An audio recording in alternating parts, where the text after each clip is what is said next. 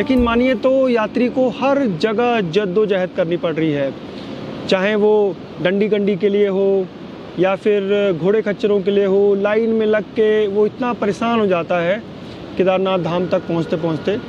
कई बार तो कैमरा चलाने का ही मन नहीं करता, इतने उनके चेहरों को देख के लगता है कि वो कितने परेशान हैं।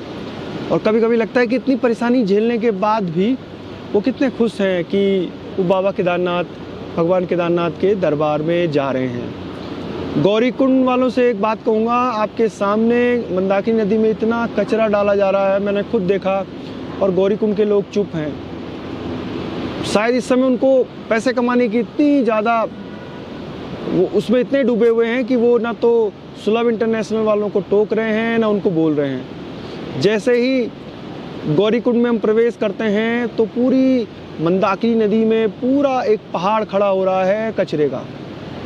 अब ये किसकी गलती है? ये तो सामने दिख ही रहा है कि प्रशासन कितना लापरवाह बना हुआ है कचरे को लेकर। आगे सोनप्रयाग में भी क्या ऐसी स्थिति है वो आगे दिखाते हैं आपको।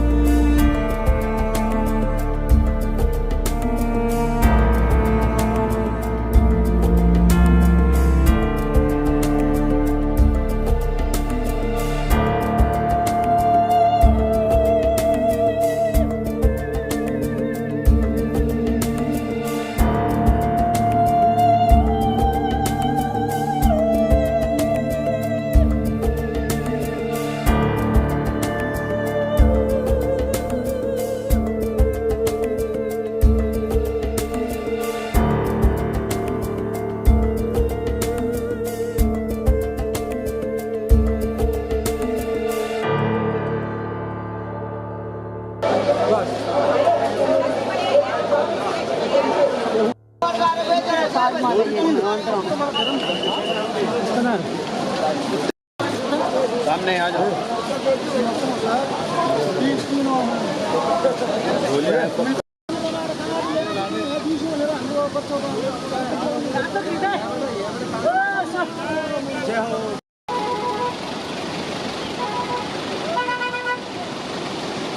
बेटा आपका और आपका, तो ये दो बेटियां हैं जो यहाँ पर ये लाठी बेच रही हैं।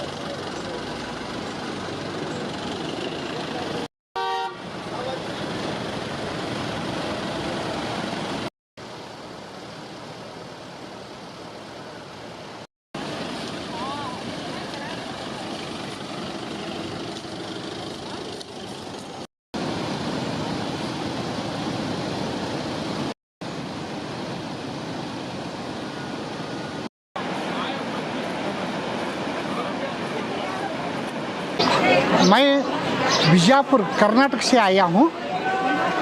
यहाँ से 2000 से ऊपर किलोमीटर से आया हूँ। स्वामी जी के दर्शन के लिए मैं आया हूँ यहाँ। लेकिन क्या हुआ, बारिश ऐसा कंडीशन हो रहा है। इस कंडीशन में स्वामी जी का दर्शन मिलने का बहुत आवश्यक हो रहा है। हम तो अभी आगे जाना है, क्या करने का, ये बहुत मुश्किल हो गया है हमको।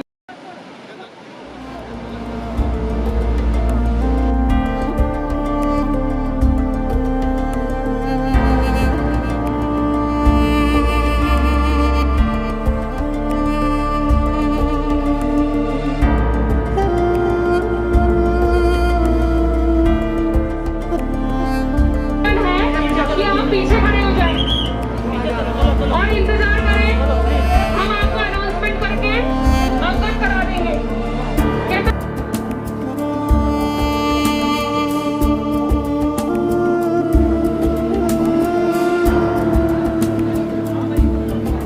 हम सब 100 लोग कर्नाटक बेंगलुरु से आए हुए, सब लोग यात्रा करने के लिए।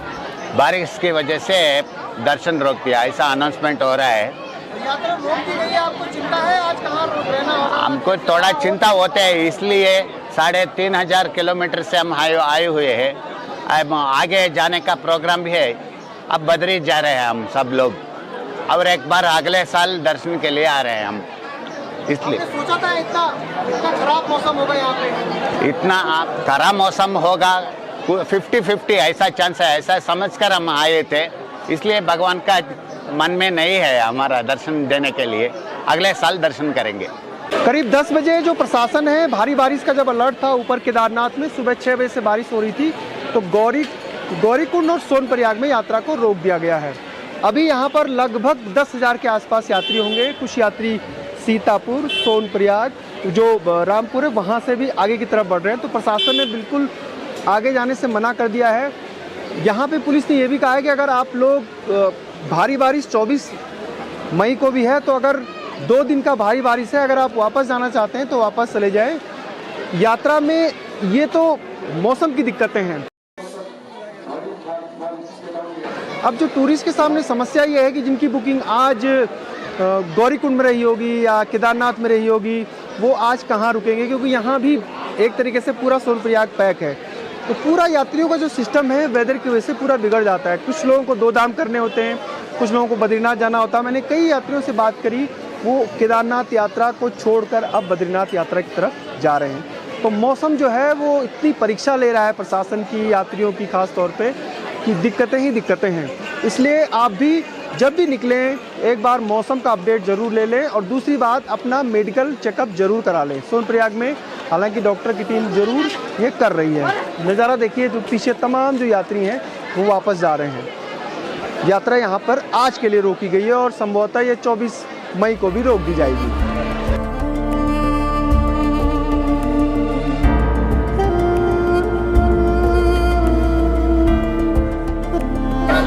हम लोग लिवाड़ी से आ रखे हैं, बहुत दूर से।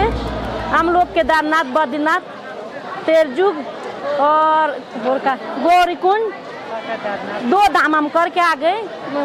बस अब यहाँ रुके हुए, बारिश हो रही है इसलिए हम यहाँ रुके हुए, आगे हमारे को जाने नहीं दे रहे। हम पूरे 60 लोग हैं, हम अपने देवता को यात्रा करने ला रखे हैं।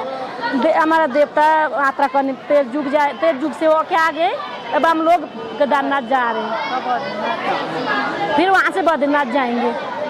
हम पूरी फैमिली आ रखी है, चाचा, बच्चे भी हैं। बच्चे बड़े बड़े हैं, हमारे बच्चे छोटे छोटे नहीं है, 10-12 साल के हैं। 40 लोग, 50 लोगों की फैमिली आ रखी है हमारी, 50 लोग गाँव से। परेशानी तो ये हो रही है कि हम लोग बैठे हुए हैं, हमारे लिए रहने के लिए कुछ व्यवस्था नहीं है। कहाँ रहें हम लोग?